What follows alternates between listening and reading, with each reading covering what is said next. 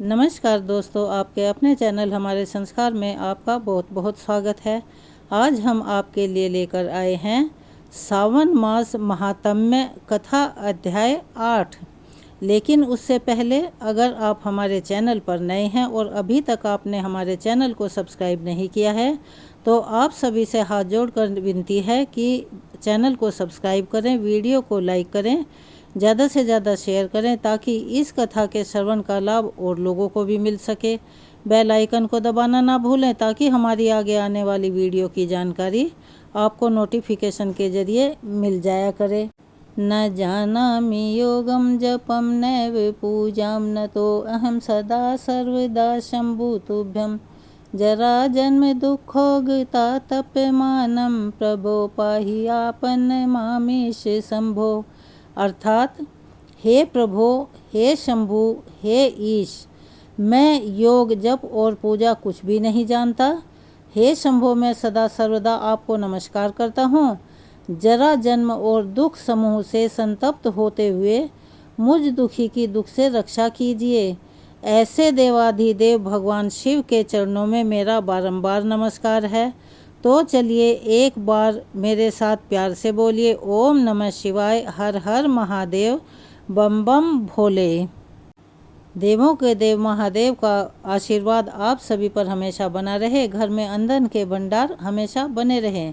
तो चलिए अब सुनते हैं सावन महात्म्य के आगे का वृतांत।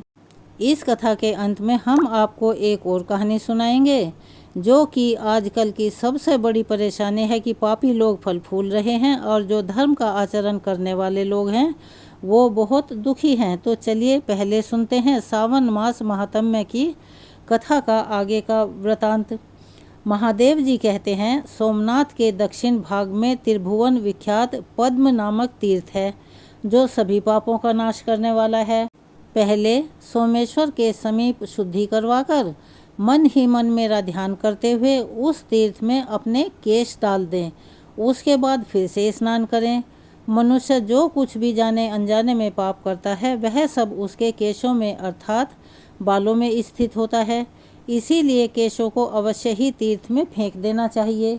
सौभाग्यवती स्त्रियों को चाहिए कि वे सब केशों को हाथ से पकड़कर अग्रभाग की ओर से 2 अंगुल कटवा दें। उनके लिए मुंडन की विधि नहीं है।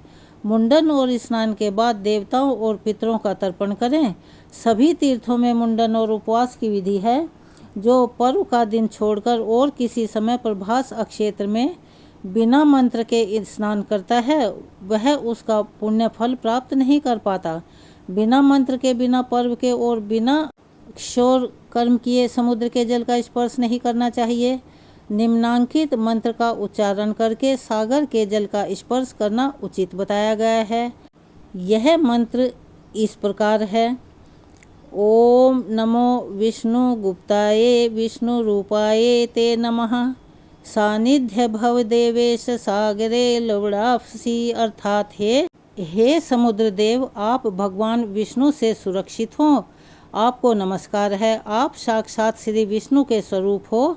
आपको नमस्कार है। हे देवेश्वर, हे विष्णु, आप इस क्षीर सागर के जल में मेरे समीप स्थित रहें। ऐसा कहकर तीर्थ सेवी मनुष्य नदीपति समुद्र के जल में स्नान करें। फिर श्रद्धा युक्त होकर तिल मिश्रित जल से देवता, मनुष्य और पितरों का तर्पण करें। सहस्त्र जन्मों में मनुष्य जो भी पाप करता है उसे एक बार समुद्र के जल में बहाकर नष्ट कर देता है। ब्रह्मा जी ने समुद्र से कहा है कि सागर, जब तक लोक में तुम्हारी स्थिति रहेगी, जब तक आकाश में सूर्य, चंद्रमा और नक्षत्र बने रहेंगे, तब तक पूर्वज तुम्हारे खारे जल के अमृत से तृप्त होंगे। जो मनुष्य शुद्ध चित्त होकर प्रति मास तुम्हारे जल में स्नान करेगा उसे प्रतिदिन पुंडरीकाक्ष यज्ञ का फल मिलेगा। श्री सोमनाथ और समुद्र के बीच की भूमि में जिनकी मृत्यु होगी वे पापी भी हों तो वे भी निष्पाप होकर स्वर्ग लोक में जाएंगे। महादेवी, समुद्र के भीतर 5 करोड़ शिवलिंग हैं जिन्हें समुद्र ने इस मनवंतर में अदृश्य कर दिया है।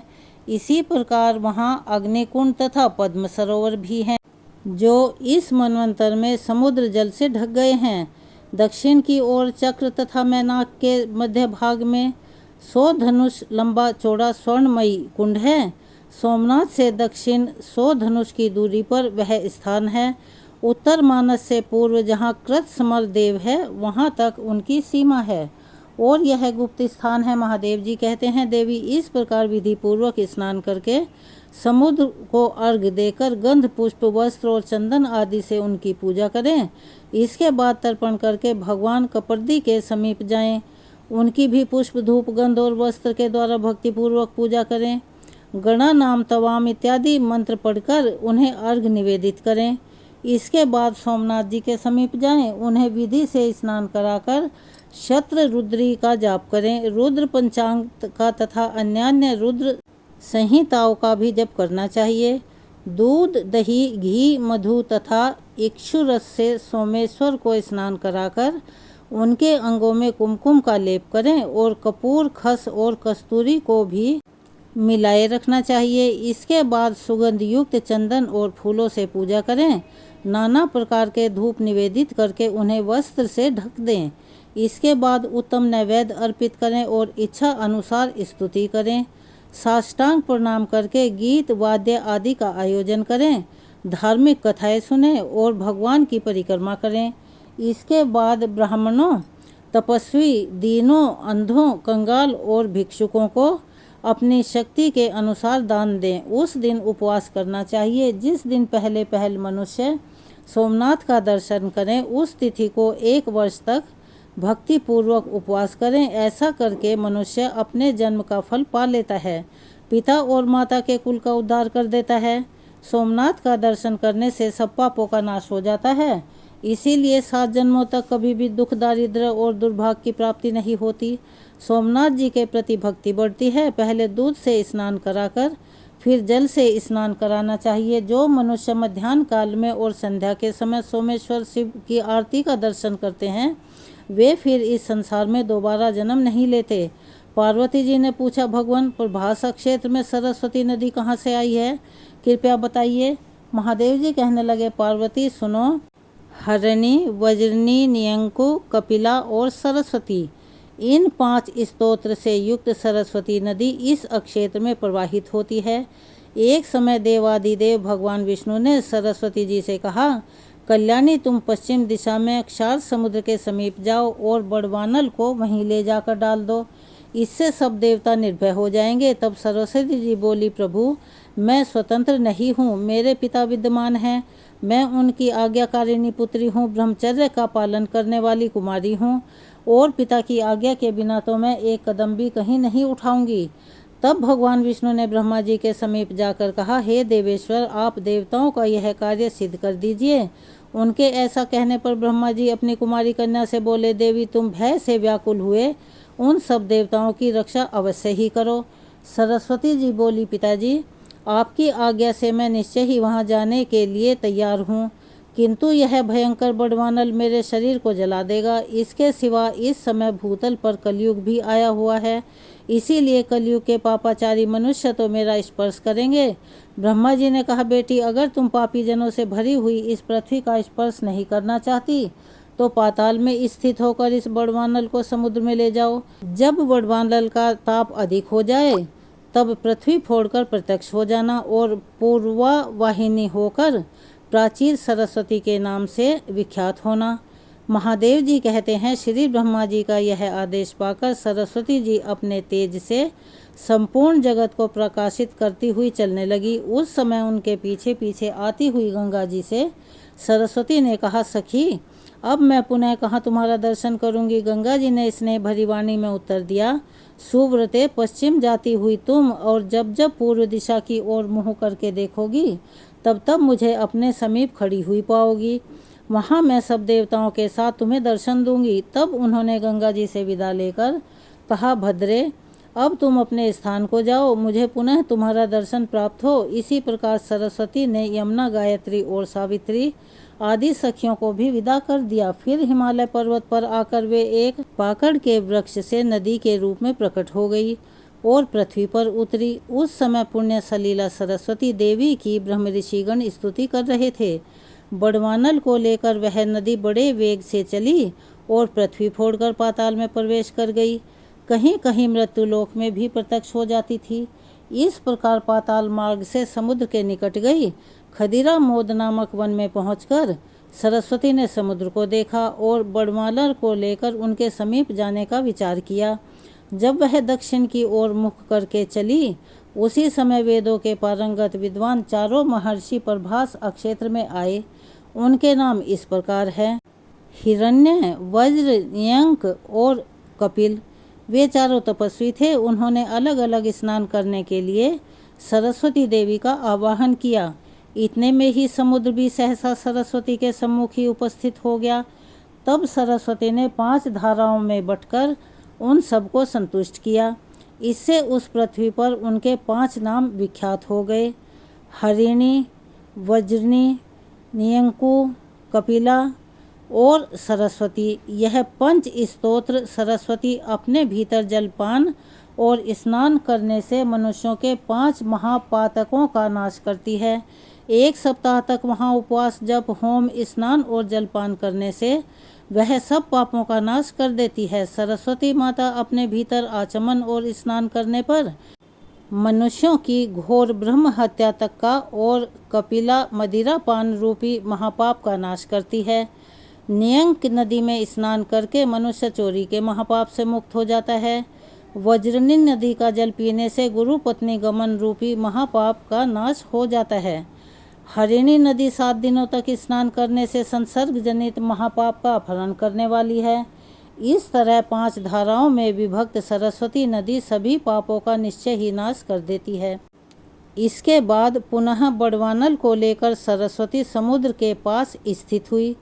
फिर बड़वानल ने उठती हुई तरंगों से युक्त समुद्र को देखकर सरस्वती से पूछा, भद्रे यह क्या है? अक्षर समुद्र मुझसे डरता क्यों है? सरस्वती ने हंसकर कहा, आग्नेय, तुमसे भला कौन भयभीत नहीं होगा?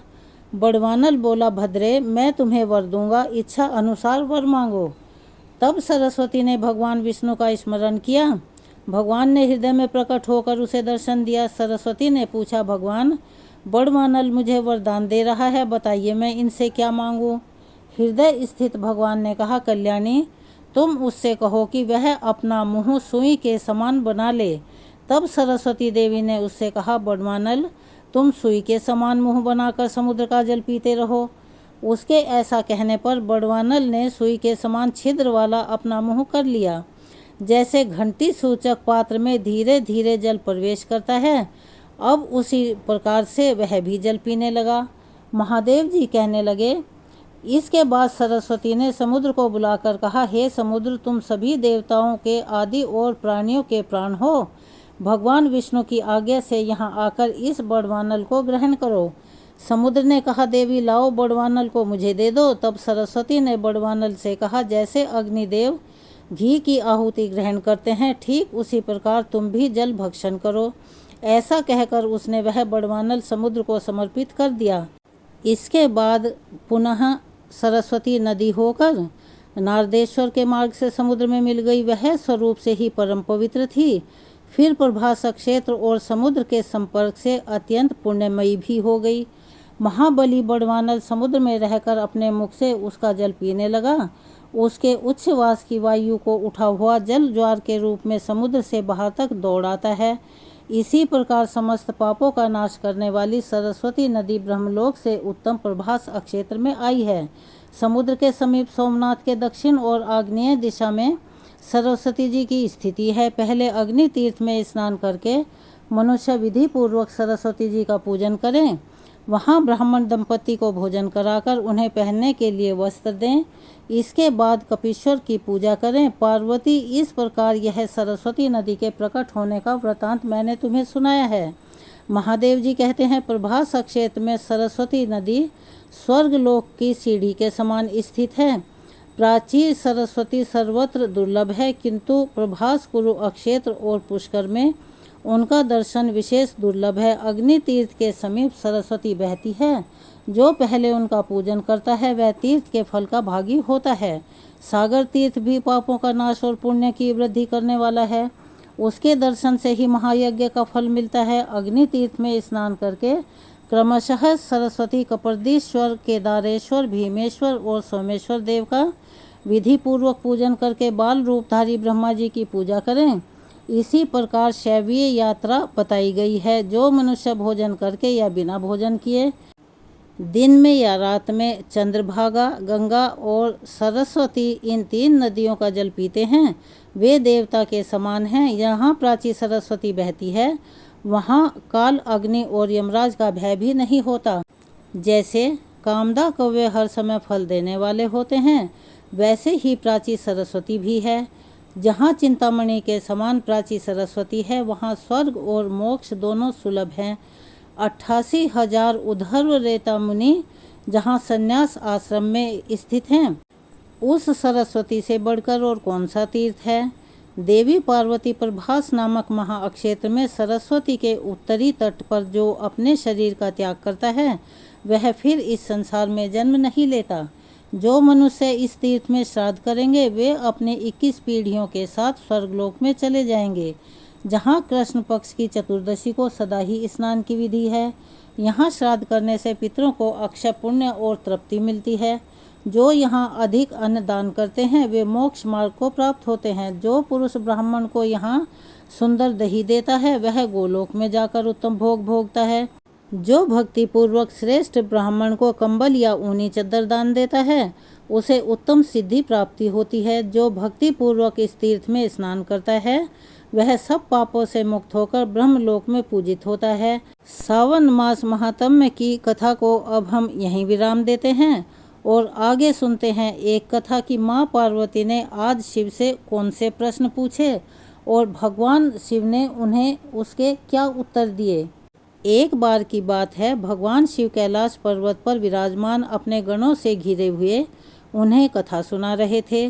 कथा समाप्ति के बाद उनके प्रिय गण जो प्रश्न पूछते, भगवान शिव अब उन्हें उत्तर दे रहे थे और संतुष्ट कर रहे थे। इसी बीच देवी पार्वती भगवान शिव के समीप गई और हाथ जोड़कर प्रभु को प्रणाम करके कहने लगी, हे प्रभु, आज मेरे मन में एक प्रश्न उठ रहा है। यदि आप मेरे भी प्रश्न का उत्तर देकर मुझे संतुष्ट करेंगे तो मुझे बहुत अच्छा लगेगा, मेरे मन को बहुत शांति मिलेगी। तब भगवान भोलेनाथ ने कहा, देवी, आखिर तुम्हारे मन में ऐसा कौन सा प्रश्न उठ रहा है। तब माता पार्वती कहने लगी, प्रभु, मेरा यह प्रश्न है कि संसार में जो लोग पापी होते हैं, अत्याचारी होते हैं या अहंकारी होते हैं, वे हमेशा सीधे सज्जन भोले भाले लोगों को कष्ट पहुंचाते रहते हैं, कभी धार्मिक अनुष्ठान नहीं करते, फिर वही लोग सुखी क्यों रहते हैं। प्रभु, वही लोग धनवान क्यों रहते हैं। अक्सर ऐसे लोग बहुत बड़े वैभवशाली भी होते हैं, क्या देवी लक्ष्मी ऐसे ही लोगों से अधिक प्रसन्न रहती है। हे प्रभु, बस यही प्रश्न मेरे मन को परेशान किए हुए है, अब कृपया इसका उत्तर देकर मुझे संतुष्ट कीजिए। तब भगवान शिव ने कहा, हे पार्वती, तुम्हारा यह प्रश्न बहुत ही महत्वपूर्ण है, क्योंकि जो भी व्यक्ति इस प्रश्न के उत्तर को समझकर इस पर्याप्त ज्ञान को अपने जीवन में उतार लेता है, उसे ही जीवन में असली सुख की प्राप्ति होती है। भगवान शिव कहते हैं, हे देवी, आपके सभी प्रश्न लोकहित में होते हैं, इसीलिए आपके इस प्रश्न का उत्तर मैं एक छोटी सी कथा के माध्यम से दे रहा हूँ।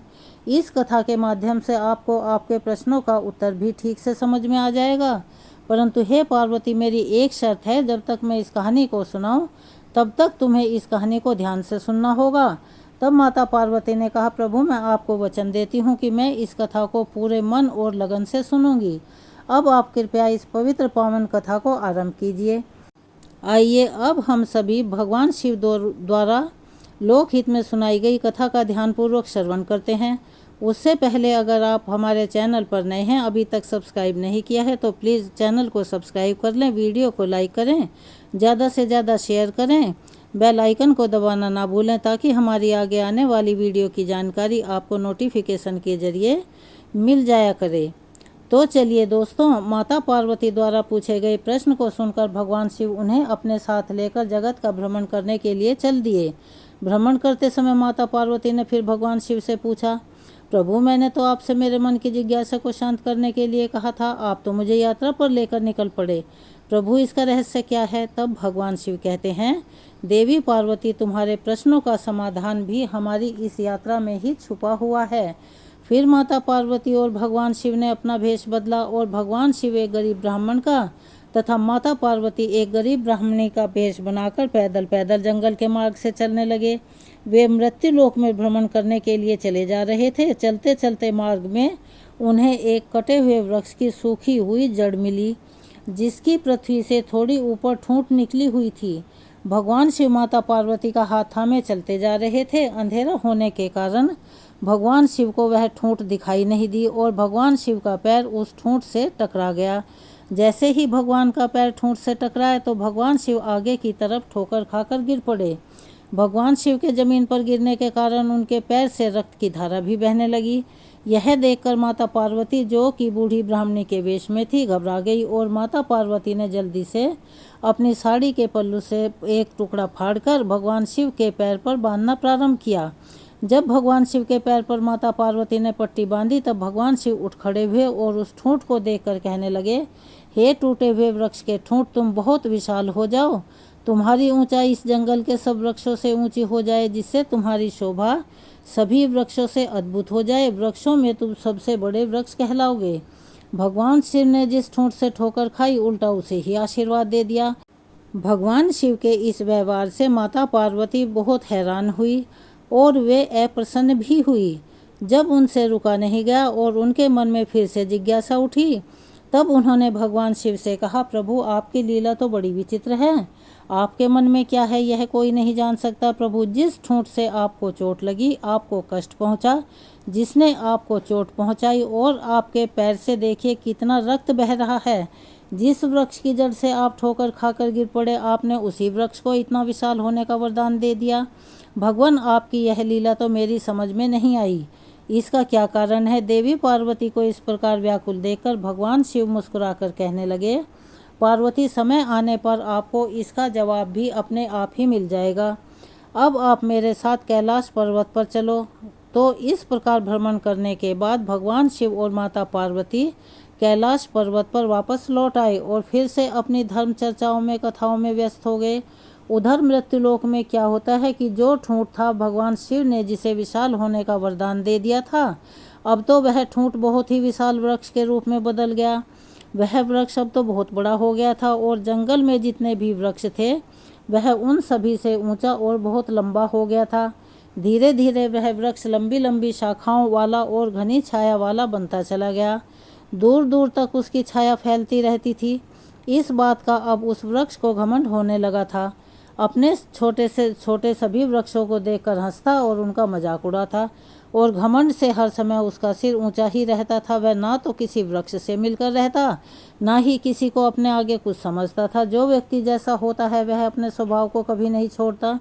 दुष्ट व्यक्ति अपनी दुष्टता को नहीं छोड़ता। कई बार लोग धन और प्रतिष्ठा पाकर घमंड से भर जाते हैं और फिर उनका यह घमंड जल्दी ही नष्ट भी हो जाता है। अचानक अगर किसी व्यक्ति को शक्ति या बहुत अधिक धन मिल जाए तो वह सत्य है कि वह स्वाभाविक रूप से आपे से बाहर हो जाता है। कुछ बिरले ही होते हैं जिन्हें धन या पद से कोई अभिमान नहीं होता।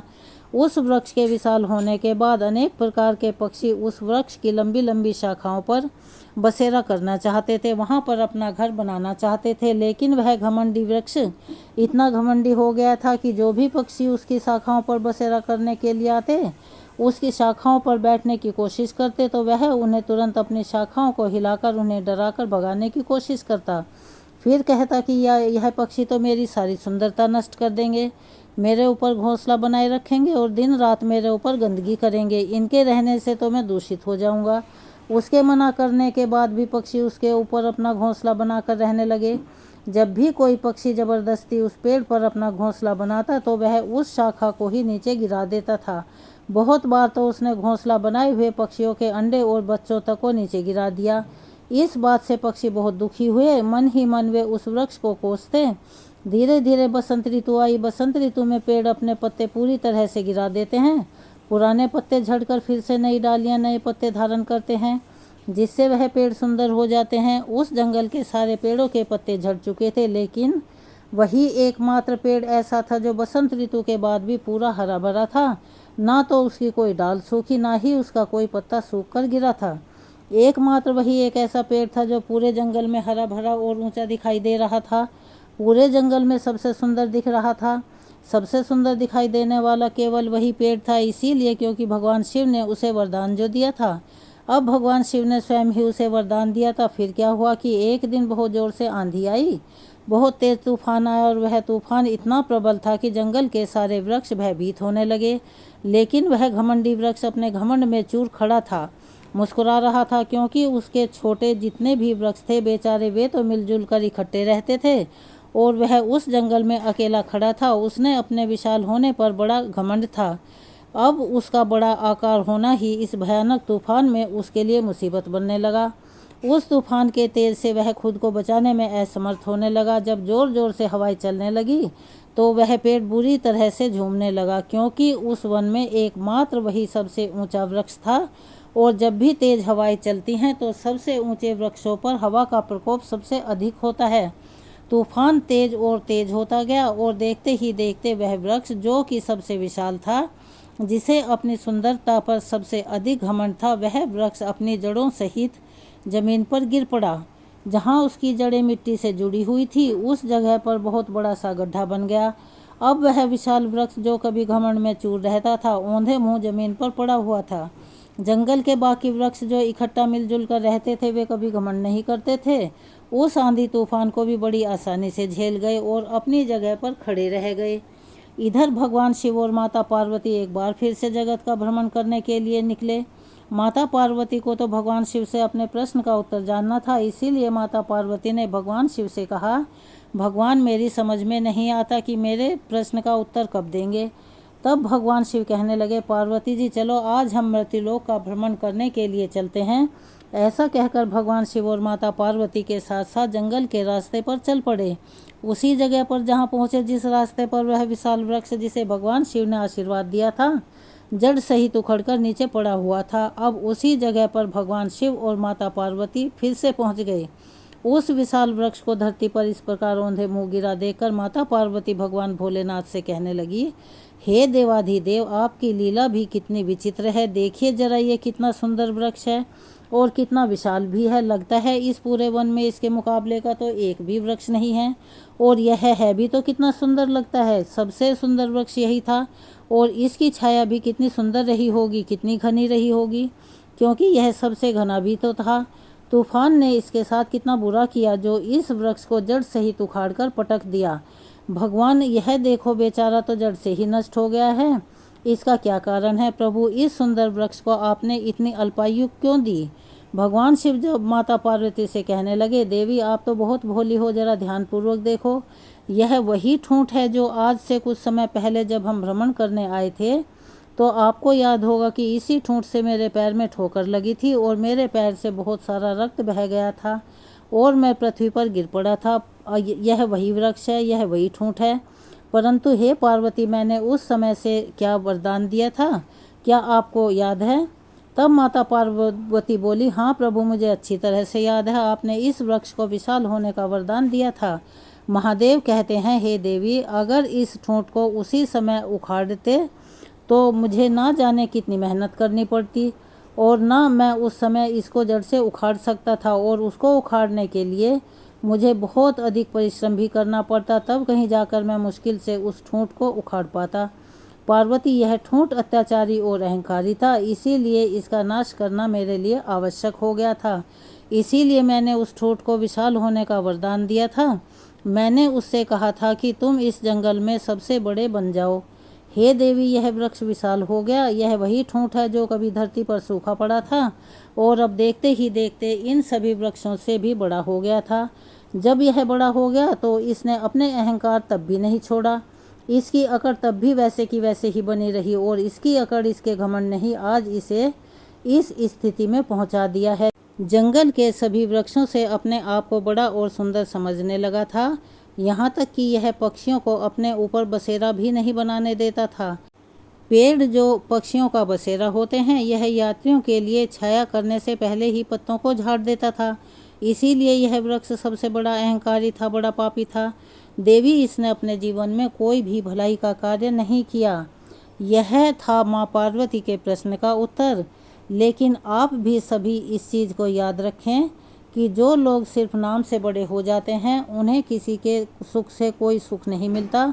उनका जीवन लोहार की धौंकनी की तरह हो जाता है जो सांस तो लेती है लेकिन उसमें जीवन का कोई अंश नहीं होता। जो लोग उस वृक्ष के स्वभाव वाले होते हैं, जो सिर्फ और सिर्फ अपना पेट भरने में लगे रहते हैं, औरों को नीचा दिखाने का काम करते हैं, घमंड के कारण किसी को कुछ नहीं समझते, सिर्फ अपने आप को ही देखते हैं, अपने ही शरीर से प्रेम करते हैं, जिनके अंदर अकड़ होती है, घमंड होता है, अहंकार होता है, अपनी इन्हीं विशेषताओं के कारण वे एक दिन मारे जाते हैं। यदि कोई इस तरह के स्वभाव वाला व्यक्ति बहुत अधिक धनवान बन जाए तो अधिक धन की इच्छा, अधिक धन का लोभ ही उसकी मृत्यु को कारण बनता है और उसे मृत्यु के मुख में पहुंचा देता है। देवी लक्ष्मी भी ऐसे लोगों के पास अधिकतर इसीलिए रहती है ताकि उनका सर्वनाश कर सके। हे देवी, आपने अक्सर देखा होगा कि अधिक धन होने से मनुष्य में कई दोष आ जाते हैं। चींटी जब मरने वाली होती है तो उसके शरीर में पंख उगते हैं। जमीन पर रेंगने वाली चींटी भी आकाश में उड़ने लगती है और वह उड़ान ही उसे विनाश की ओर ले जाती है। कहते हैं कि बड़ा होना तो सरल है, पर बड़ा बनकर जीना बड़ा कठिन है। भगवान शिव देवी पार्वती से कहने लगे, देवी, यह वृक्ष जब छोटा था, पौधा था, तब भी इसमें अकड़ थी। मुझे देखकर भी यह कभी नहीं झुका। जो छोटी सोच वाले लोग होते हैं, उनमें बड़ा होने पर भी इसी तरह अकड़ आ जाती है और वे अपने से बड़े लोगों का सम्मान करना भूल जाते हैं। जो व्यक्ति अकड़ के साथ जीता है वह थोड़े समय तक ही जी पाता है। मैं इसका एक और उदाहरण देकर समझाता हूँ। जिस तरह मुंह के अंदर जीभ और दांत होते हैं, जीभ जब मनुष्य पैदा होता है तब भी होती है और मरता है तब भी होती है, लेकिन दांत जन्म होने के बहुत दिनों बाद आते हैं और मरने से काफ़ी समय पहले गिर जाते हैं। फर्क दोनों में बस इतना है कि जीभ के अंदर नम्रता का भाव होता है, वह झुकना जानती है, इसीलिए जीभ की आयु लंबी होती है, और दांतों में अकड़ रहती है, इसीलिए वे बाद में आकर और पहले चले जाते हैं। ठीक इसी तरह जिन मनुष्यों में अकड़ और घमंड होता है, उनका जीवन भी अतिशीघ्र नष्ट हो जाता है। भगवान शिव कहते हैं, हे देवी, इस ठूंठ को उखाड़ने में अब मुझे बिल्कुल भी मेहनत नहीं करनी पड़ी। बड़ा होकर यह खुद ब खुद जड़ सहित उखड़ गया। इसी तरह जो दुष्ट व्यक्ति होते हैं वह कुछ समय के लिए तो धनवान बन जाते हैं, थोड़े समय के लिए सुखी भी हो जाते हैं, वैभवशाली भी हो जाते हैं, लेकिन जिस समय मैं उन्हें अवसर देता हूँ धर्म पर चलने का, उस समय यदि वे नहीं सुधरे, उनमें कोई सुधार नहीं हुआ, तो जैसे इस वृक्ष का जड़ सहित नाश हो गया, ऐसे ही उन पापी मनुष्यों का भी मैं जड़ सहित विनाश कर देता हूँ। तब माता पार्वती कहने लगी, भगवान, आप धन्य हैं, आपकी माया धन्य है, आपकी इस माया को तो मैं कभी भी नहीं समझ पाऊंगी। फिर भगवान शिव ने माता पार्वती को बताया कि मनुष्य कैसे अंत में समूल नाश को प्राप्त होते हैं। रावण का नाम तो सभी ने सुना है। रावण कितना बड़ा योद्धा था, समस्त विश्व उससे थर-थर कांपता था। विश्व में वही एकमात्र सबसे बलशाली था, उसे तीनों लोकों तक को जीत लिया था, किंतु वह लंबे समय तक नहीं जी सका और फिर उसके अभिमान के कारण ही उसकी मृत्यु हो गई, उसके कुकर्मों के कारण ही उसका नाश हो गया। अब उसके कुल में सिर्फ मंदोदरी को छोड़कर कोई रोने वाला तक नहीं बचा था। ठीक इसी तरह अहंकार में भरे हुए जो लोग दूसरों को कुछ नहीं समझते, उन्हें अपने अहंकार का फल अवश्य भुगतना पड़ता है। जो भगवान के भक्त होते हैं, धर्म मार्ग पर चलते हैं, दूसरों का नुकसान नहीं करते, दूसरों की भलाई में लगे रहते हैं, वो सदा सुखी रहते हैं। तो यह था आज तुम्हारे प्रश्न का उत्तर। मुझे उम्मीद है कि पार्वती तुम संतुष्ट हो गई होगी। अगर आप हमारे चैनल पर नए हैं, अभी तक चैनल को सब्सक्राइब नहीं किया है, तो प्लीज़ चैनल को सब्सक्राइब कर लें, वीडियो को लाइक करें, शेयर करें, ज़्यादा से ज़्यादा लोगों को इसका लाभ पहुंचाने की कोशिश करें। बेल आइकन को दबाना ना भूलें ताकि हमारी आगे आने वाली वीडियो की जानकारी नोटिफिकेशन के जरिए आपको मिल जाया करे। अपना सहयोग और प्यार हमें ऐसे ही देते रहें। कमेंट्स बॉक्स में हरे कृष्णा, ओम नमो भगवते वासुदेवाय नमः, हर हर महादेव लिखना ना भूलें। धन्यवाद।